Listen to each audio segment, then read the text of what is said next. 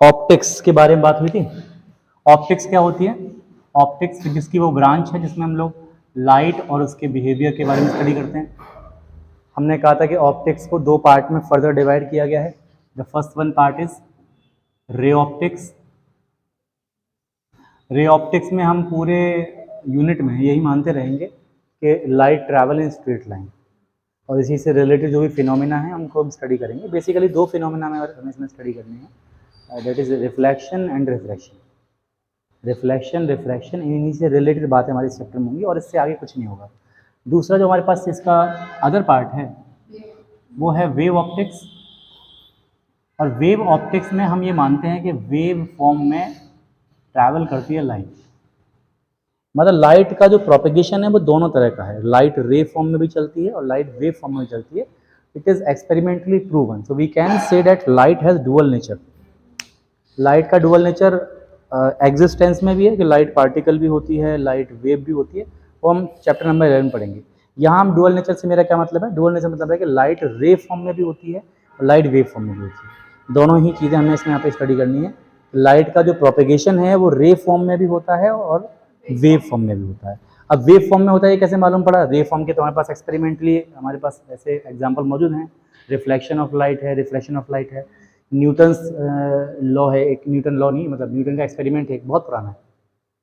मतलब बहुत सारे कार्डबोर्ड रख लीजिए इस तरह से, और उनके बाद उन पर सबसे पर सेम हाइट पर अगर आप होल बनाते हैं और उधर एक कैंडल रखते हैं तो इधर लाइट आएगी। अगर जो होल्स हैं वो सेम हाइट पर नहीं है, कोई ऊपर या कोई नीचे है, तो इस तरफ लाइट फिर नहीं आएगी। ऐसा हमने करके देखा था, मतलब छोटी क्लास में बताया जाता है। या आपके पास कोई एक ट्यूब है जो बैंड है, ऐसे करके ऐसे करके ऐसे करके ऐसे करके, तो अगर बैंड वाली ट्यूब में मैं इधर से कुछ बोलूं तो पड़ोसी दूसरी तरफ जो इंसान होगा उसको सुनाई देगा। मतलब साउंड तो ट्रैवल कर सकता है, साउंड मुड़ सकता है normally, but light straight line में चलती है हमेशा। तो लाइट अगर आप जैसे डालोगे तो उस तरफ लाइट नहीं पहुंचेगी, अगर एक बैंड वाली हमने ऐसे करके एक ट्यूब ले रखी है। तो ऐसे बहुत सारे एक्सपेरिमेंट बहुत बेसिक लेवल पे काफ़ी पहले हो चुके हैं, जिनसे हम ये समझते हैं कि लाइट जो ट्रैवल करती है वो स्ट्रेट लाइन में ट्रैवल करती है। तो उसी से रिलेटेड जो फिनोमिना थे, जैसे कि रे ऑप्टिक्स में हमें स्टडी करने हैं, that is reflection, reflection of light, refraction of light, refraction of light. ये दो बेसिक फिनोमिना है जिनसे रिलेटेड हमारा पहला चैप्टर पूरी तरह से इसी से भरा हुआ है। इन्हीं से संबंधित बात सारी होंगी, जो 10th में पढ़ी थी वो भी होंगी, जो 10th में नहीं पढ़ी थी वो भी होंगी। दूसरा जो हमारा पार्ट है डेट इज वेव ऑप्टिक्स। तो वेव ऑप्टिक्स में हमें स्टडी करना है कुछ फिनोमिना को, लाइक इंटरफेरेंस। ये तभी बताएंगे क्या क्या होते हैं। इंटरफेरेंस है, डिफ्रैक्शन है, तीन फिनोमिना बेसिकली इस चैप्टर में है, इंटरफेरेंस, डिफ्रैक्शन एंड पोलराइजेशन।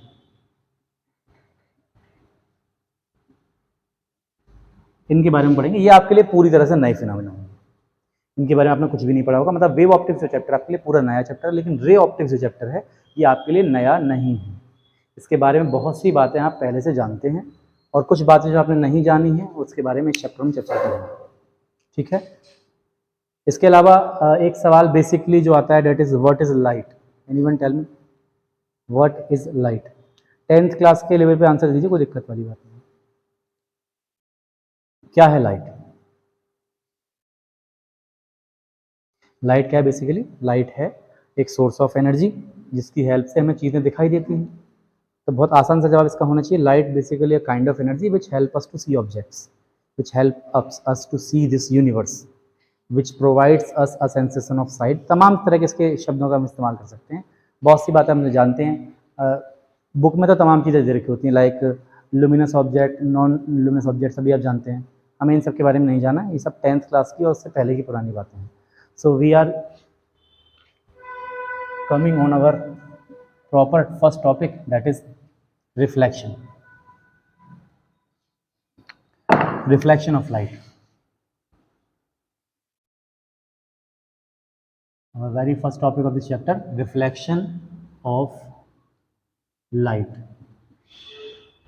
तो बहुत आसान सी डेफिनेशन इसकी आप चैप्टर 10th क्लास में और उससे पहले भी आपने पढ़ी है कि लाइट अगर किसी एक मीडियम में ट्रैवल कर रही है, किसी एक मीडियम में ट्रैवल कर रही है, लेट अस सपोज मेरे पास यहाँ पर कोई एक सरफेस है, इसी को मैं ले लेता हूँ पूरी सरफेस को।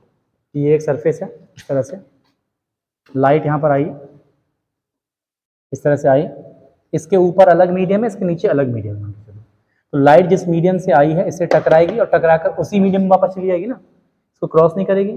तो अगर जिस मीडियम से लाइट आ रही है उसी मीडियम में वापस चली जाती है, लाइट अगर बाउंस बैक हो रही है, so we can say that light is reflecting and this phenomena is called reflection of light. If a light ray strikes with any surface and if it bounces back in the same medium, then this phenomena is called reflection of light. Any problem to anyone? Basic सा concept है। इसमें इसके जो terms हैं वो भी हम सभी जानते हैं कि इसे कहा जाता है इंसिडेंट रे। जो लाइट रे सरफेस पर आकर टकरा रही है इसे इंसिडेंट रे कहा जाएगा। जो टकरा कर वापस जा रही है इसे रिफ्लेक्टेड रे कहा जाता है। नाम जरा सही से याद रखें, इसे इंसिडेंट रे कहते हैं, इसे रिफ्लेक्टेड रे कहते हैं। अगर मैं इस पॉइंट की बात करूं, this point is called point of incidence. जिस पॉइंट पर अगर लाइट टकरा रही है इसे हम बोलते हैं पॉइंट ऑफ इंसिडेंस। इस पॉइंट पर और सरफेस के परपेंडिकुलर अगर मैं एक लाइन ड्रॉ करूं, line drawn perpendicular to the surface which is passing through point of incidence is called normal. इसमें कोई दिक्कत नहीं किसी को। The angle formed between normal and incident ray is called angle of incidence. Angle formed between normal and reflected ray is called angle of refraction.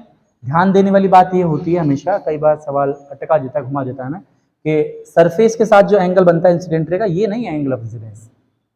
कई बार दिमाग में ये कंफ्यूजन आ जाता है कि साहब ये डायग्राम वैसे नहीं, क्वेश्चन को देखने पर कई बार हमें क्वेश्चन मिल जाता है कि एक लाइट रे है जो सरफेस के साथ 30 डिग्री पर आके टकरा रही है, बताइए एंगल ऑफ रिफ्लेक्शन कितना होगा। तो दिमाग क्या कहता है कि सब एंगल ऑफ इंसिडेंस तो 30 का हो गया, रिफ्लेक्शन भी 30 का हो जाएगा, जबकि एंगल ऑफ इंसिडेंस 30 का है ही नहीं। ये एंगल जो दिया था आपका वो लाइट का सरफेस के साथ दिया था। क्या ये एंगल ऑफ इंसिडेंस है? नहीं। अगर इस पर आप 90 डिग्री पे एक लाइन खींचो तो ये आएगा 60 डिग्री का आएगा एंगल ऑफ इंसिडेंस। तो angle of incidence angle of reflection बराबर होता है, हम पढ़ेंगे आगे चलकर। तो यहाँ एंगल ऑफ रिफ्लेक्शन 60 आएगा ना कि 30 आएगा। ये कंफ्यूजन कई बार दिमाग में आ जाता है, तो यहाँ ध्यान रखें angle form between incident ray and normal. Incident ray और नॉर्मल के बीच का जो एंगल है वो है एंगल ऑफ इंसिडेंस, और रिफ्लेक्टेड रे और नॉर्मल के बीच जो एंगल है वो है angle of reflection. Angle of reflection, कोई प्रॉब्लम किसी को? ठीक, बहुत बढ़िया बात। इसके बाद हम आगे की बात करने वाले हैं इससे कि रिफ्लेक्शन में अगर हम टाइप्स की बात करें तो दो तरह के रिफ्लेक्शन होते हैं। एक रिफ्लेक्शन होता है जिसको हम बोलते हैं रेगुलर रिफ्लेक्शन, रेगुलर रिफ्लेक्शन, और दूसरा होता है हमारे पास इर्रेगुलर, या इसी का एक और नाम है, इसे हम डिफ्यूज रिफ्लेक्शन भी कहते हैं। ये क्या मामला है, देखें जरा। यहां बात आती है सरफेस स्मूथ है या रफ है। अगर स्मूथ सरफेस से लाइट आके टकरा रही है, ये सरफेस एक मिरर जैसी है, एकदम स्मूथ, ओपैक स्मूथ सरफेस, इसे मिरर कह सकते हैं।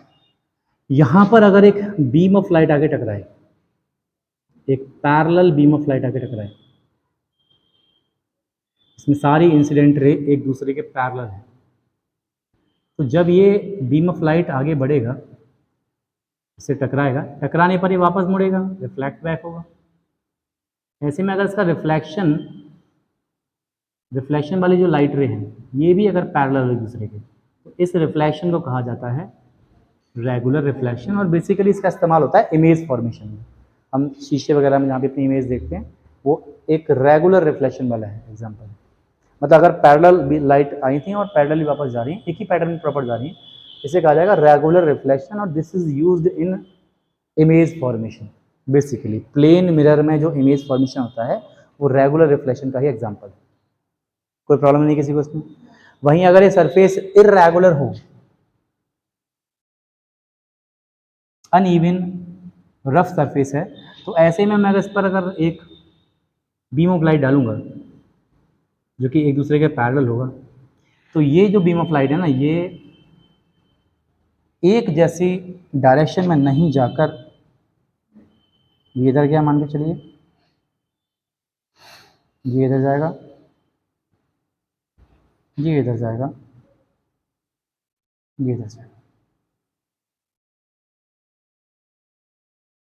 अगर ऐसे में लाइट रे जो पैरेलल थी और अब वो पैरेलल नहीं रही, इस तरह के रिफ्लेक्शन को कहा जाता है इर्रेगुलर या diffuse reflection.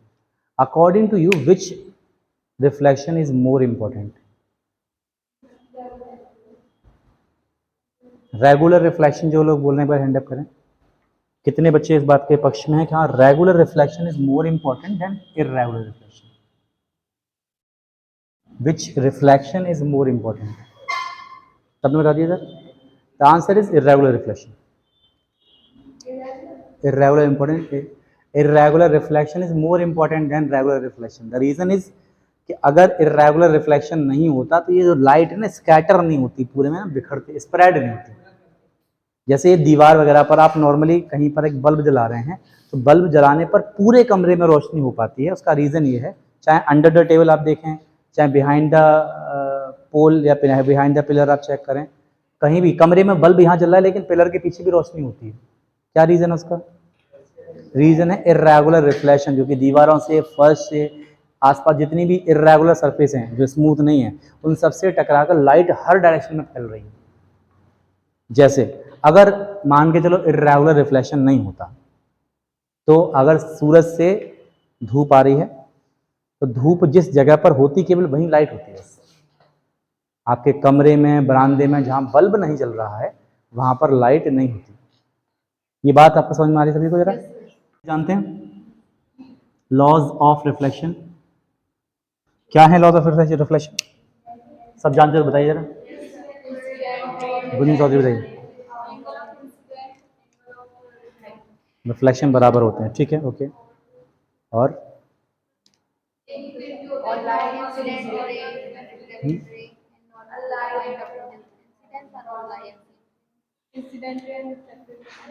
Incident ray, reflected रे और जो नॉर्मल है, ये तीनों एक ही प्लेन में होते हैं। तीनों एक ही प्लेन में होंगे। इसका मतलब ये है कि अगर इस वाले प्लेन पर ही है तो इंसिडेंट रे इस पर है तो रिफ्लेक्टेड रे भी इसी पर होगी, नॉर्मल भी इसी पर होगा। ऐसा नहीं होगा कि अगर मैं यहाँ से टॉर्च लगा रहा हूँ, यहाँ मैंने मिरर लगा रखा है, लेट्स सपोज यहाँ से मैंने टॉर्च ऑन करी या मैंने कोई लेजर लाइट ऑन करी तो जो इंसिडेंट रे है वो मिरर पे टकराए और टकरा के इधर आ जाए। Is this possible? अगर इस डायरेक्शन में इंसिडेंट रे है तो रिफ्लेक्टेड रे भी इसी तरफ मिलेगी, डायरेक्शन नहीं, इस प्लेन में, इस वाले प्लेन में अगर इंसिडेंट रे है तो रिफ्लेक्टेड रे भी इसी प्लेन में होगी और नॉर्मल भी इसी प्लेन में होगा। फर्स्ट लॉ से कहता है कि incident ray, reflected ray and normal all lie in same plane. और सेकंड लॉ आप सभी जानते हैं, ये कभी आप बोलते नहीं है, एंगल आई एंगल आर के हमेशा इक्वल रहता है। Angle of reflection is always equal to angle of incidence. ये डाउट नहीं किसी को इसमें? अच्छा, इसमें से कौन सा ऐसा रिफ्लेक्शन है रेगुलर या इर्रेगुलर जिसमें लॉज ऑफ रिफ्लेक्शन फॉलो हो रहे हैं? इनका जवाब है फर्स्ट, जरा हैंड अप करें। ऐसा कौन सा रिफ्लेक्शन है इसमें, रेगुलर या इर्रेगुलर? इन दोनों में देख के बताओ जरा। मेरा सवाल ये है, लॉ तो दो हैं, मैं कह रहा हूँ ये दोनों लॉ कौन से रिफ्लेक्शन में लागू हो रहे हैं? रेगुलर में अगर लागू हो रहे हैं आपके अकॉर्डिंग तो हैंड अप करें, इर्रेगुलर में अगर लागू हो रहे हैं तो हैंड अप करें।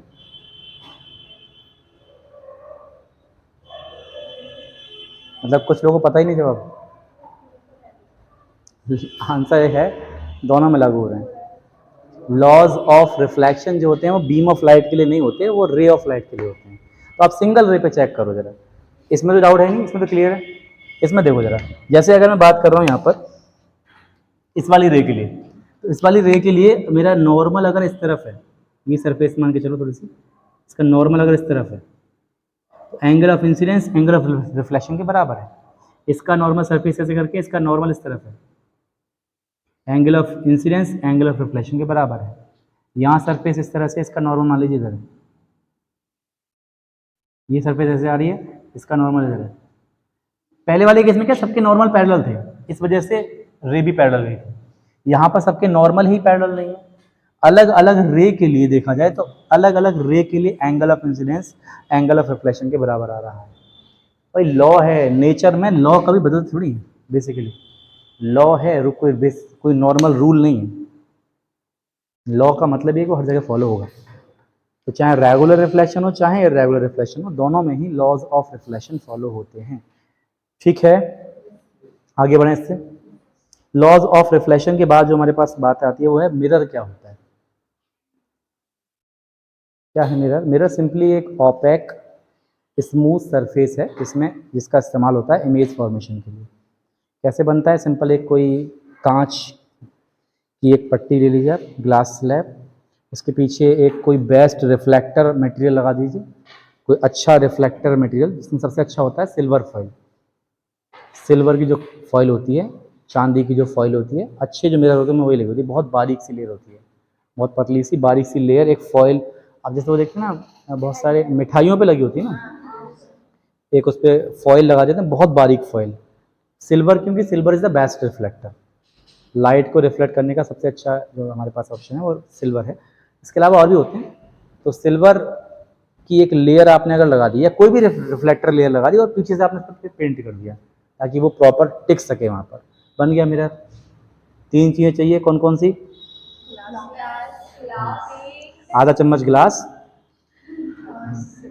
नहीं आधा किलो ग्लास, 1 चम्मच सिल्वर फॉइल और 1 बड़ी चम्मच पेंट, बन जाएगा आपका मिरर। ठीक है, रेसिपी समझ में सबको आ रही है? नहीं, मिक्स नहीं करना है, प्रॉपर तरीके से अरेंज करना है। खैर, मिरर के बारे में सभी जानते हैं। अब मिरर के बाद हम इस बात करें तो मिरर के टाइप के बारे में 10th में सबने पढ़ा है। मिरर के टाइप 2 तरह के होते हैं, एक होता है प्लेन मिरर, एक होता है मुड़ा हुआ मिरर, स्फेरिकल मिरर। अगर मिरर एकदम स्ट्रेट है इसे हम बोल देंगे प्लेन मिरर है। And plane mirror is not in your syllabus, हम उसके बारे में बहुत डेप्थ में बात नहीं करेंगे, 2-3 बातें कर लेते हैं बस। प्लेन मिरर कैसा मिरर होता है? जिसमें जो इमेज बनती है वो ऑब्जेक्ट के जैसी ही बनती है। मतलब अगर ऑब्जेक्ट मिरर से, जैसे एक एग्जांपल किससे समझो उसको, मैं डायग्राम नहीं बना रहा, बेवजह टॉपिक लंबा खिंच जाएगा। ऐसे इमेजिन करो कि यहाँ पर एक मिरर है, आपका ड्रेसिंग टेबल है यहाँ पर है, और आप जस्ट उसके पास में खड़े हो, आप दूर नहीं खड़े हो, आप जस्ट। कभी कभार दिमाग में सवाल आ जाता है कि यार हमने पढ़ा है कि प्लेन मिरर में ऑब्जेक्ट का साइज और इमेज का साइज बराबर होता है, ऐसा पढ़ा है सभी ने?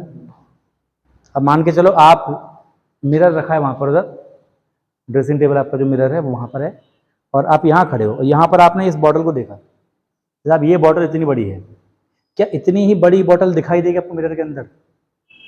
इस सिचुएशन में सोच के बताना जरा, ये बॉटल इतनी बड़ी है, क्या मिरर के अंदर आपको इतनी बड़ी बॉटल दिखाई देगी? पक्की बात, नहीं दिखाई देगी। लेकिन अगर मैं इस बॉटल को यहां रख देता हूं और अब मैं जा रहा हूं मिरर के पास, मिरर के जस्ट पास में खड़ा हूं मैं, अब मैं बॉटल को देख रहा हूं और फिर अंदर देख रहा हूं। ऐसे केस में जितनी बड़ी मुझे बॉटल दिखाई दे रही ना, उतनी बड़ी उसकी इमेज दिखाई देगी। आप मिरर पर खड़े हैं ऐसा सोचकर तब बात कीजिए, आप मिरर से दूर खड़े हैं तब की बात नहीं कर रहे हैं।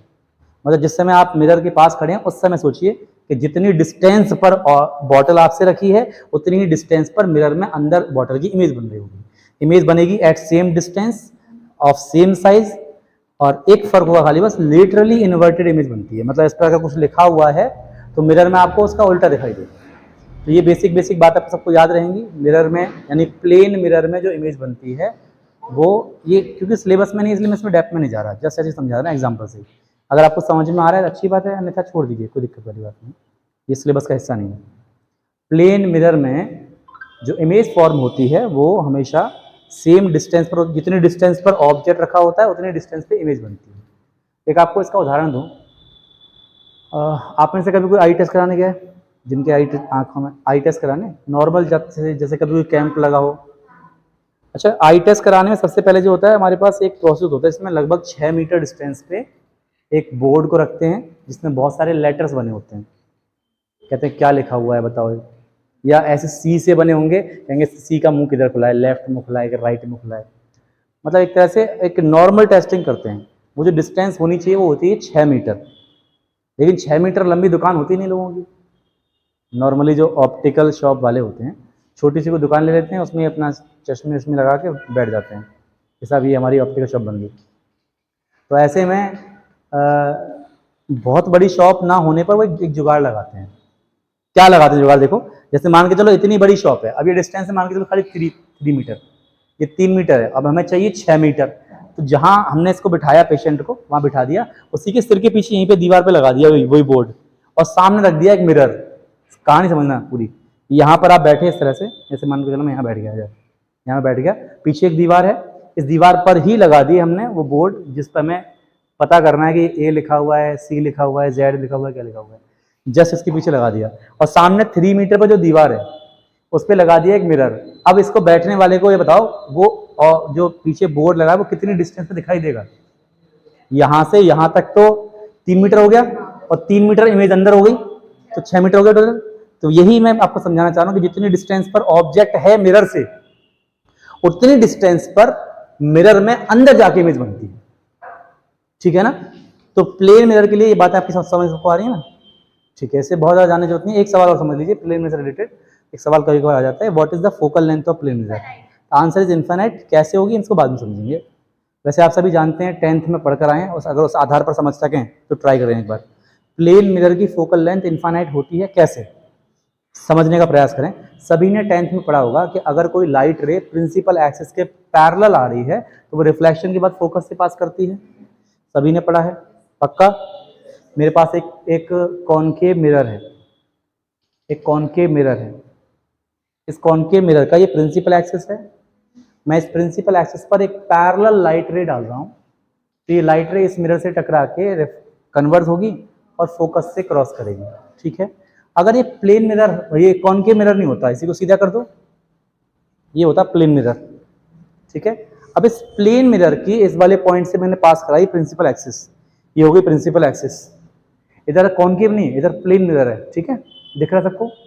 ये एक प्लेन मिरर है। अगर मैं इस पर लाइट रे डालूंगा तो ये लाइट रे इससे टकराने के बाद प्रिंसिपल एक्सिस को काटेगी क्या? मेरे हिसाब से तो जिस हिसाब से जा रही है इसी से वापस आ जाएगी। अब जरा प्रिंसिपल एक्सिस और इस रिफ्लेक्टेड लाइट को देखो, क्या ये दोनों एक दूसरे के पैरेलल हैं? तो पैरेलल लाइट रे कहां जाके मिलेंगी? इन्फिनिटी पर। हम ऐसा कहेंगे सर इसका फोकस कहां पर है? इन्फिनाइट पर। इसकी फोकल लेंथ होगी इन्फिनाइट। ठीक है, ये बात सबको याद रहेगी। इसको और ज्यादा डेप्थ डिस्कशन की इसमें नीड नहीं है। ये 2-3 बातें पता हो कि सब प्लेन मिरर में जो इमेज बनती है वो सेम साइज की बनती है। प्लेन मिरर का जो फोकस होता है वो इन्फिनाइट पर होता है, फोकल लेंथ इसकी इन्फिनाइट होती है। सेम साइज की इमेज बन रही है, सेम डिस्टेंस में बनती है, और लिटरली इन्वर्टेड बनती है बस। बाकी इससे ज़्यादा प्लेन मिरर के बारे में जानने की आपको आवश्यकता नहीं है। Now we are going to discuss about the topic that is spherical mirror. Spherical mirror,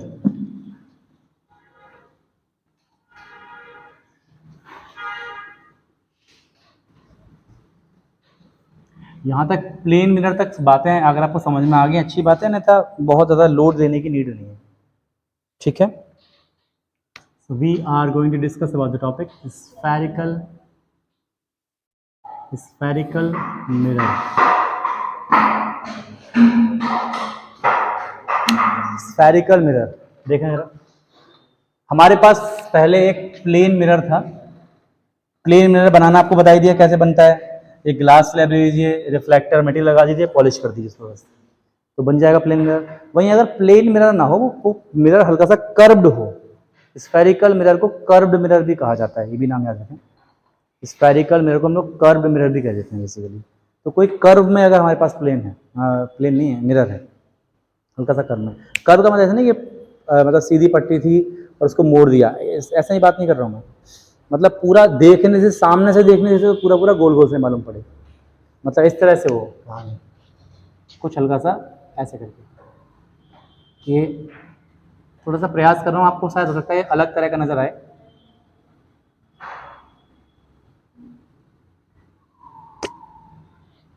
यहाँ कर रखी है आपने पॉलिश, अंदर जो सरफेस है ऐसे आप प्रॉपर देख समझ पा रहे हो। बहुत पतला मैंने बनाया था, अगर और क्लियर करना है तो हल्का उसको डेप्थ में बना दे रहा हूँ। मतलब कुछ ऐसे करते हैं, बाहर साइड से आपने पॉलिश कर रखी है। ये थोड़ा ज़्यादा हो गया, इतना नहीं होता है, आपको बस विजुअलाइज हो जाए इसलिए मैंने बड़ा बना दिया है। बाहर आपने पॉलिश कर रखी है, रिफ्लेक्टिंग सरफेस अंदर की तरफ है। इतना ज़्यादा एक कटोरी जैसा हो गया, इतना ज़्यादा नहीं होता है, बहुत हल्का होता है, लेकिन आपको विजुअलाइज हो इसलिए मैंने बना दिया। ठीक है ना। अब ऐसे में अगर आपने पॉलिश कर रखी है बाहर से, तो रिफ्लेक्टिंग सरफेस अंदर की तरफ होगी। फेस कहाँ दिखाई देगा आपको? अंदर की तरफ। और अगर आपने पॉलिश अंदर कर रखी है तो फेस दिखाई देगा बाहर की तरफ। ये वाला केस, दोनों ही केस में जरा सोच कर देखें, ये जो शेप आपकी बनी है, क्या इस शेप को आप एक अगर कंप्लीट करें तो क्या मिलेगा आपको? वी कैन सी सर्कल नहीं है, इट्स एन स्फीयर। हमें एक स्फीयर मिलेगा और इसीलिए इस मिरर को कहा जा रहा है स्फेरिकल मिरर, क्योंकि ये मिरर किसी ना किसी स्फीयर का पार्ट होते हैं। स्फेरिकल मिरर क्या है? किसी ना किसी स्फीयर का पार्ट है, इसीलिए इसे स्फेरिकल मिरर कहा जा रहा है। क्या ये बात आपको क्लियर है? इसमें कोई डाउट नहीं किसी का? स्फेरिकल मिरर को स्फेरिकल मिरर क्यों कह रहे हैं? Because these mirror are a part of a sphere. ठीक है ना? क्लियर है? अब इस स्फीयर का कहीं ना कहीं सेंटर भी होगा, सेंटर होगा यहां पे कहीं। This is called centre of curvature. उस स्फीयर का सेंटर, जिस स्फीयर का ये मिरर एक पार्ट है, उस स्फीयर के सेंटर को हम बोलते हैं सेंटर ऑफ कर्वेचर। कोई डाउट नहीं किसी का इसमें? 10th में आप इसे पढ़कर आए हैं। ठीक है, इस मिरर के बीचों बीच में कोई एक पॉइंट होगा, एग्जैक्टली बीचों बीच में कोई एक पॉइंट होगा। मान लो पॉइंट यहां दिखा रहा हूं, बाहर से दिखा रहा हूं, अंदर से बात कर रहा हूं इसे। इसके बीचों बीच में एग्जैक्टली कोई पॉइंट होगा। This point is called pole of mirror. समझ में बात आ रही है? The centre point of mirror is called pole of mirror. जितनी भी डिस्टेंस नापी जाती हैं उन सभी को हम बोलते हैं, उन सभी डिस्टेंस को पोल से ही नापा जाता है। हम जो भी डिस्टेंस नापेंगे यहीं से नापेंगे साहब, यहाँ से कितना आगे है कितना पीछे। कोई प्रॉब्लम किसी को इसमें? पक्की बात समझ सबको आ रही है ना? अगर मैं सेंटर ऑफ कर्वेचर और पोल ऑफ मिरर से पास होती हुई एक लाइन, थोड़ा बीच में नहीं आना, ये टेढ़ा आ गया, यहाँ बना देते हैं। अभी बीच में आ रहा है क्या? अभी ठीक ठाक ऑलमोस्ट। तो अगर मैं इससे पास होती हुई एक लाइन ड्रॉ कर दूं, a line which is passing through center of curvature and pole of mirror, so this line is called principal axis। मैं जानता हूँ कि इस डायग्राम को मैं थोड़ा गलत बना रहा हूँ, गलत मतलब जैसा बुक में बना होता है वैसा नहीं बना रहा हूँ, लेकिन आपको सारी बातें समझ में आ जाएं। सब सेंटर और पोल में डिफरेंस क्या है? पोल मिरर का सेंटर पॉइंट है, जबकि सेंटर ऑफ कर्वेचर उस स्फीयर का सेंटर है जिसका ये मिरर एक पार्ट है। सो अब इस डायग्राम को जरा घुमा लेते हैं। हम इस डायग्राम को ऐसे पकड़ के ऐसे कर ले रहे हैं, ठीक है, और फिर से दोबारा बना रहे हैं। ये है हमारे पास। अच्छा, ये तो हमें थोड़ा 3D बनाने के लिए ऐसे दिखा दिया। अब इसको एग्जैक्टली 90 डिग्री पर देखोगे, एग्जैक्टली ऐसे बिल्कुल सामने से, तो आपको सिर्फ ये सरफेस दिखाई देगी। क्या पीछे वाली सरफेस दिखाई देगी? तो ये जो शेप है आपको कुछ ऐसी दिखाई देगी, इस तरह से जैसे हमने यहाँ बनाई है। साइड से देखने पर आपको ये मिरर कुछ ऐसा दिखाई देगा,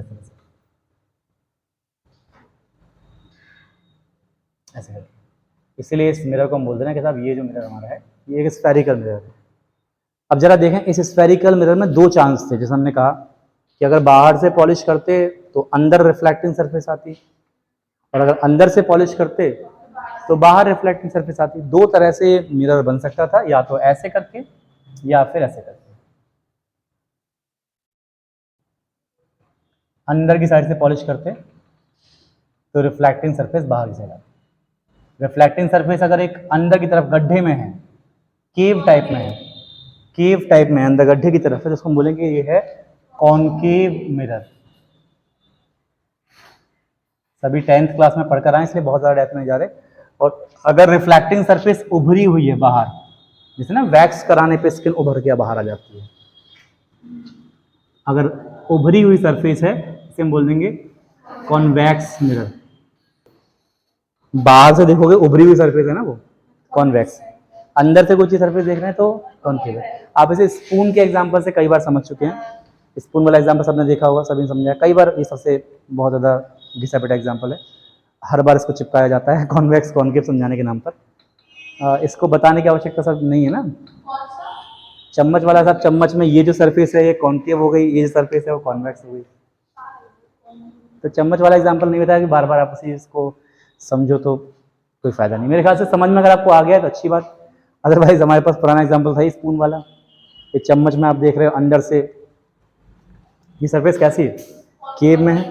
रिफ्लेक्टिंग सरफेस अगर अंदर की तरफ है मतलब वो कॉनकेव है, बाहर की तरफ है मतलब वो कॉन्वेक्स है। अगर आप इसे लिखना चाहो तो लिख सकते हैं, ठीक है। जल्दी देखिए पापा से। Centre of that sphere of which the mirror is a part, the center of that sphere of which the mirror is a part is called center of curvature, और the center point of, या हम बोल सकते हैं centre of periphery of mirror, जो mirror की periphery है ये, इसका जो मिरर की जो सर्कमफेरेंस है, सर्कमफेरेंस में थोड़ा अलग शब्द आ जाता है। सर्कमफेरेंस में फिर ये आ जाता है दिमाग में, सर्कमफेरेंस एक्चुअली सर्कल के लिए हम इस्तेमाल करते हैं बेसिकली, तो इसलिए पेरीफेरी हम इस्तेमाल कर रहे हैं कि मिरर की जो पेरीफेरी है ये जो पेरीफेरी है, इस पेरीफेरी को, या इसको भी बोल सकते हैं पेरीफेरी, कुल मिला के आप ना समझो सेंटर पॉइंट ऑफ मिरर से, मिरर के सेंटर को हम बोल देते हैं।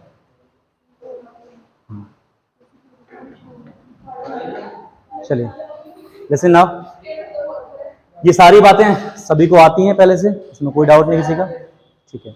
रिफ्लेक्शन के बाद हम इसमें पढ़ेंगे और चीज़ें, जैसे इससे रिलेटेड कुछ नियम हैं, कुछ नियम जो कॉन्वेक्स और कॉनकेव सरफेस से रिलेटेड हैं, इस पर बातचीत होंगी।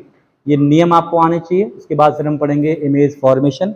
ये सारी बातें 10th के लेवल की ही हैं, तो इमेज फॉर्मेशन पढ़ना इसीलिए ज़रूरी है क्योंकि वो आवश्यक है एकदम कॉनकेव और कॉन्वेक्स मिरर के कॉन्सेप्ट को समझने के लिए।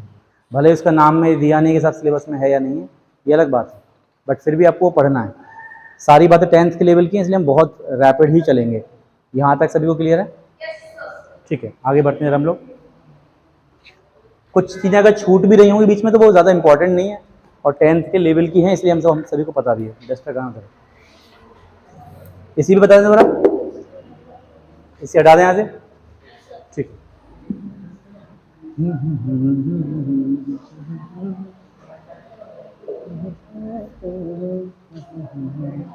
देखिए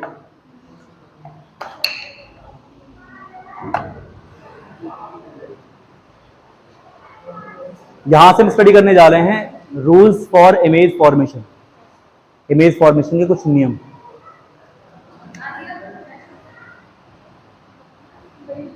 रूल्स फॉर इमेज फॉर्मेशन।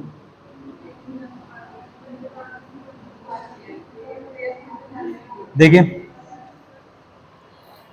सबसे पहले हम बात कर रहे हैं इमेज फॉर्मेशन के नियम कॉनकेव मिरर के लिए, फिर उन्हीं को समझेंगे कॉन्वेक्स के लिए।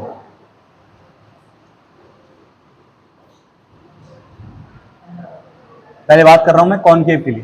पहला रूल हमसे ये कहता है कॉनकेव के लिए कि अगर कोई लाइट रे, ये प्रिंसिपल एक्सिस है, अगर कोई लाइट रे प्रिंसिपल एक्सिस के पैरेलल आ रही है तो जरा देखें एक बार के लिए। पहली बात तो बात यह है कि साहब ये अंदर की तरफ क्यों आएगी, इस पर जरा विचार करते हैं। ये सवाल जनरली पूछ लिया जाता है वाइवा में कि आखिर क्यों कॉनकेव मिरर कन्वर्जिंग मिरर। अगर कोई एग्जामिनर जो थोड़ा अच्छी नॉलेज रखता है, जिसकी ज़्यादा दिमाग चलाता है, तो ये सवाल पूछ लेता है कि why concave mirror is converging mirror. किसी के पास जवाब है इसका? Can you prove that a concave mirror is a converging mirror? How can you prove? बहुत आसान सा तरीका है, लॉज ऑफ रिफ्लेक्शन से प्रूव हो जाएगा। देखें जरा कैसे, दोनों ही, यही नहीं कॉन्वेक्स वाला भी सेम। आप देखें ये जो सरफेस है, इस सरफेस पर थोड़ा सा इसको मैं और अच्छे से कर्व में बनाऊं तो और बेहतर समझ में आपको आएगा।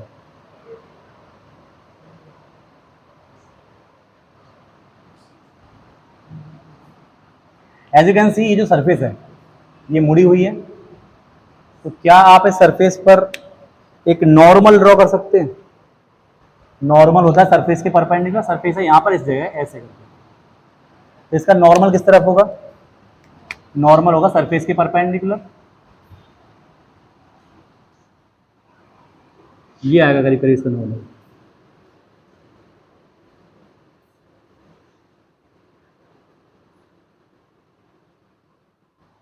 तो ये है एक इंसिडेंट रे, ये है नॉर्मल, इसके बीच बनेगा एंगल ऑफ इंसिडेंस, सही है ना?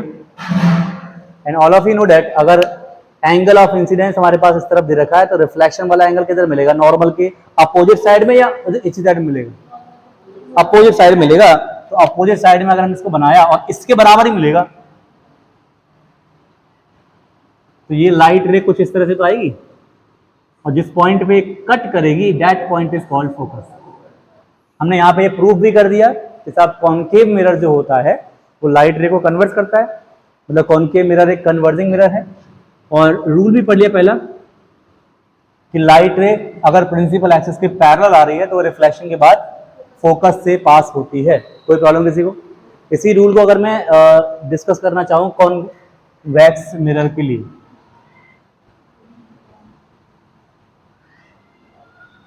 For a convex mirror reflecting surface होती है हमारे पास बाहर की तरफ, एक बल्ज रिफ्लेक्टिंग सरफेस होती है, बल्ज मतलब उभरी हुई होती है। इस पर अगर मैं एक लाइट रे डालता हूं, आई डोंट नो ये डाइवर्स करेगा कन्वर्स करेगा, बस बना रहे जरा देखते हैं।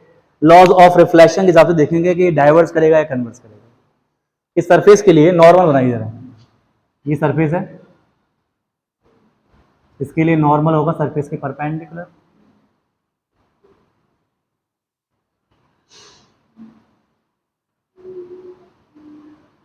ऐसे आएगा करीब 90 डिग्री पर, ये इसका नॉर्मल हुआ।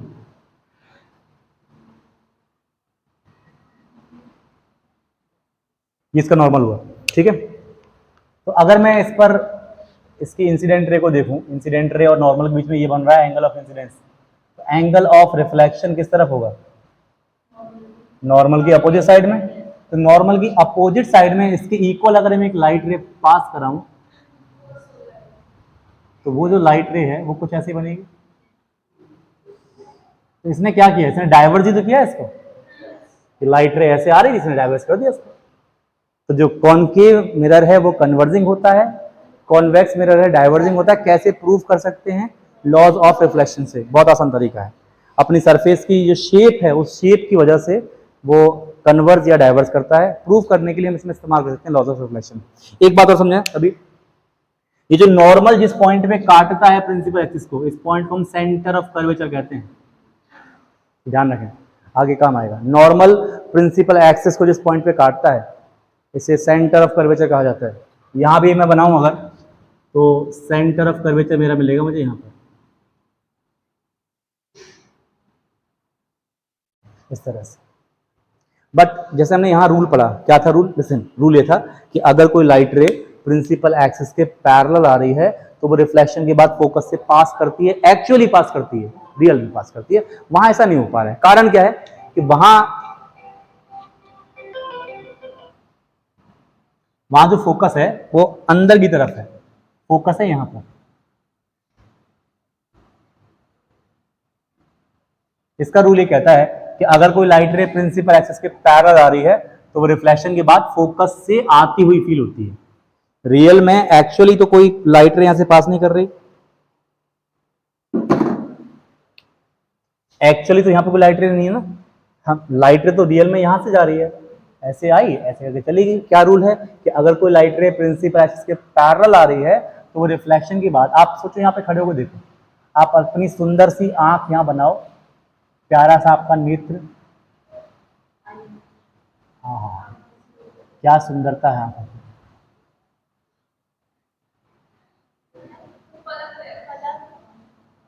पलक अपने घर पे होगी, अच्छा आपकी क्लास वाली पलक, चलिए। तो अगर आपकी आंखों की तरफ ये लाइट रे आ रही है हमेशा इस तरफ, तो आपके ब्रेन को ऐसा लगेगा कि ये लाइट रे पीछे किसी एक पॉइंट से आ रही है, that point is called focus. ये हमने डेफिनेशन भी पढ़ी थी। अच्छा जरा बताओ, सो एक सवाल आपसे, हम बहुत सारी चीजों को एक साथ पढ़ रहे हैं, एक सवाल है आपसे, इन दोनों फोकस में से रियल फोकस कौन सा है, कॉनकेव का या कॉन्वेक्स का? रियल फोकस वो पॉइंट होगा जहां पे एक्चुअली लाइट रे जाके मीट कर रही होगी। तो अगर ये सवाल आपसे पूछा जाए कि in which mirror real focus exist, the answer is concave mirror. Convex mirror का जो फोकस है वो वर्चुअल फोकस है, रियल फोकस नहीं है, वहां लाइट रे कभी भी जाके नहीं मिलती। हमें ऐसा लगता है कि लाइट उस पॉइंट से आ रही है, that's why that point is called virtual focus, that's not a real focus. ये सबको याद रहेगा ना? ठीक है, ये सवाल एग्जामिनर लेवल के होते हैं, वाइवा में पूछ जाते हैं, एग्जाम पॉइंट ऑफ व्यू से इंपॉर्टेंट नहीं है, लेकिन एग्जामिनर जब आता है तब पूछ लेता है कि कौन सा जो मिरर है जिसमें वर्चुअल फोकस होता है, कौन सी मिरर में रियल फोकस होता है। बहुत सिंपल सा आंसर है, कॉनकेव में रियल फोकस है, कॉन्वेक्स में। एक बार रिकॉल करते हैं क्या पढ़ा कि अगर कोई लाइट रे प्रिंसिपल एक्सिस के पैरेलल आ रही है कॉनकेव के लिए तो वो रिफ्लेक्शन के बाद फोकस से पास करती है। कॉन्वेक्स के लिए अगर कोई लाइट रे प्रिंसिपल एक्सिस के पैरेलल आ रही है तो वो रिफ्लेक्शन के बाद फोकस से आती हुई फील होती है। It seems to come from focus, ऐसे लिखते हैं इसको। यहाँ लिखेंगे, इसमें प्रॉपर लिखेंगे कि लाइट रे जो है वो प्रिंसिपल एक्सिस से पास कर रही है। यहाँ लिखेंगे it seems to come from focus, ऐसा लगता है, ऐसा प्रतीत होता है कि वो फोकस से आ रही है। सीम्स का मतलब ऐसा लगता है, रियल में नहीं है ऐसे। कोई प्रॉब्लम है किसी को इसमें? फर्स्ट रूल दोनों मिरर के लिए क्लियर है सभी को? सेकंड रूल की बात कर रहा हूं, सेकंड रूल की बात करता हूं जरा। सेकंड रूल ये कहता है, सेकंड रूल कहता है कि अगर कोई लाइट रे फोकस से पास कर रही है, ये लाइट हमने डाली ही फोकस से,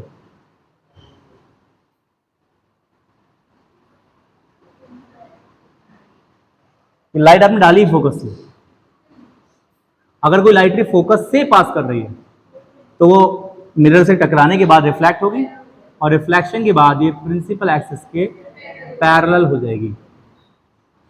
रूल नंबर 1 का जस्ट उल्टा है। रूल नंबर 1 में था कि पैरेलल लाइट रे आ रही तो फोकस से पास करेगी, इसमें उल्टा है कि फोकस से पास कर रही है तो पैरेलल हो जाएगी। कॉन्वेक्स में क्या होना चाहिए? कॉन्वेक्स में बनाते हैं जरा भाई, इससे फोकस से तो पास कर ही नहीं सकती है, फोकस उसका अंदर है।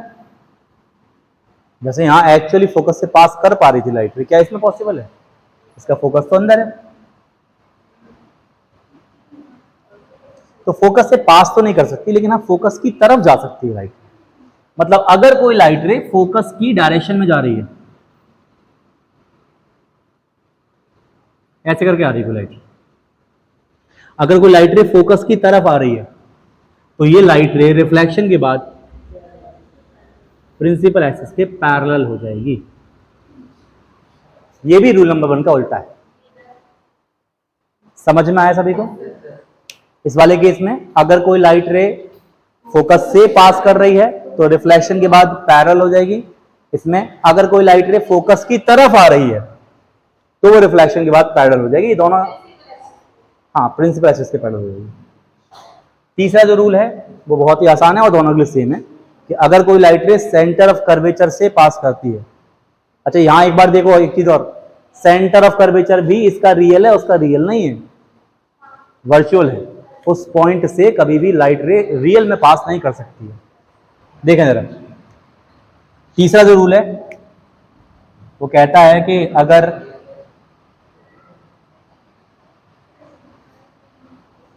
अगर कोई लाइट रे सेंटर ऑफ कर्वेचर से पास कर रही है,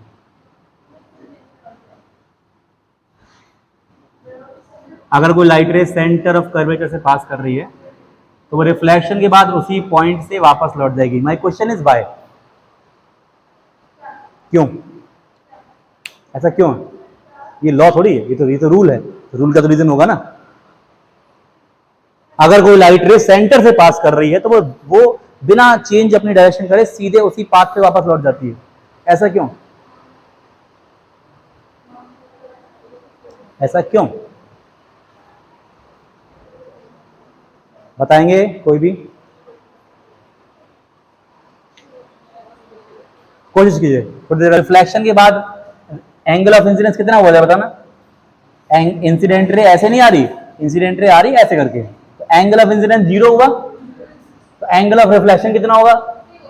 तो जिस पाथ से आई उसी तो वापस लौट जाएगी, क्योंकि सेंटर से पास होने वाली जो लाइट रे है ये बेसिकली नॉर्मल के अलोंग है। मैं अगर इस जगह पर नॉर्मल बनाऊं तो वो नॉर्मल यही तो आएगा। ये लाइट रे नॉर्मल के अलोंग आ रही है, एंगल ऑफ इंसिडेंस 0 है। अगर एंगल ऑफ इंसिडेंस 0 है it means angle of reflection 0 होगा। दैट्स व्हाई ये लाइट रे जिस पाथ से आई है उसी पाथ पर वापस लौट जाएगी। ये सवाल आप पूछ सकते हैं कि जिसे अपना थोड़ा सा शो करने के लिए। वाई फर्स्ट टाइम पूछना, ये रूल नंबर 3 पर आया ना रिफ्लेक्शन का। रिफ्लेक्शन का नहीं, सॉरी, उसका इमेज फॉर्मेशन का, कि कोई लाइट रे सेंटर ऑफ कर्वेचर से पास करती है तो वो जिस पाथ से आई है रिफ्लेक्शन के बाद उसी पाथ पर वापस लौट जाती है। वाई? तो बता देंगे ऐसा क्यों है, क्योंकि सेंटर से पास होने वाली लाइट रे एक्चुअली नॉर्मल के अलोंग आ रही है, और नॉर्मल के अलोंग आ रही है इसका मतलब angle of incidence is zero, so angle of reflection also zero, that's why ये रीजन मैंने बताया। इसी बात को यहां बताएं तो कर लोगे से अपने आप ही। इसमें क्या हो जाएगा कि साहब कोई लाइट रे अगर सेंटर की तरफ आ रही है तो जिस पाथ से आती है उसी पाथ पर लौट जाएगी। जैसे यहाँ समझो सेंटर की तरफ आ रही कोई लाइट रे, इसी के अलावा मैंने डाली, तो जिस पाथ से आई उसी वापस लौट जाएगी, क्योंकि ये भी नॉर्मल वाली कहानी है। एक चौथा रूल और है जिसका इस्तेमाल बहुत कम करते हैं, इसका यूज हमें करना है, बहुत कम करते हैं। वो रूल ये है, जस्ट समझ लो, जस्ट ऐसे। वो रूल ये कहता है कि अगर कोई लाइट रे पोल पर आके टकरा रही है,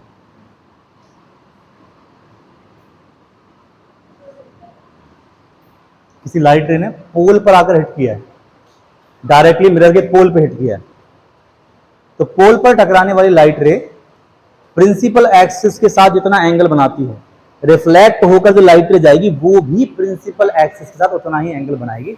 इसका भी रीजन स्पष्ट है भाई, अगर ये पोल पर आने वाली लाइट रे होगी तो ये हो गया एंगल ऑफ इंसिडेंस, ये नॉर्मल हुआ ना, प्रिंसिपल एक्सिस ऐसे में नॉर्मल का काम कर रही है, तो ये एंगल ऑफ इंसिडेंस हुआ, तो रिफ्लेक्शन वाले से बराबर ही तो होगा, ये दोनों बराबर होंगे। रूल नंबर 4 ये कहता है कि अगर कोई लाइट रे पोल पर आगे हिट कर रही है तो ऐसे में इंसिडेंट लाइट और प्रिंसिपल एक्सिस के बीच में जितना एंगल बनता है, रिफ्लेक्टेड लाइट और प्रिंसिपल एक्सिस के बीच में उतना एंगल बनेगा। रूल नंबर 4 का इस्तेमाल हम बहुत कम करेंगे, ना के बराबर ही, अगर करते हो तब भी डायग्राम वैसे बनेगा जैसा बनता है। तो ये हमारे पास कुछ रूल्स थे इमेज फॉर्मेशन के।